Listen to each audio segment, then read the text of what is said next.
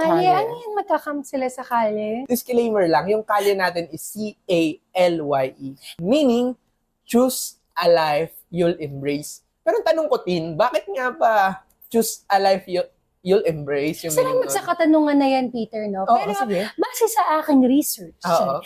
no, I've seen this post last year of Kuya Paolo, shout out kay Kuya Pao Galia. They thought of an event, a very cool event, where they should help the youth choose a life. Kasi diba ang crossroads, pag dinrawing mo siya, parang pa-letter Y, kasi iba-iba siya eh. Oo. Tapos yung Y represents the youth. Oo. At ang road, kung tinagalog mo, ay kalye. So anumang road, anuman yung daan na itatahak mo, you're gonna choose a life you'll embrace at sana yung life na yun ay nandun sa gitna si God.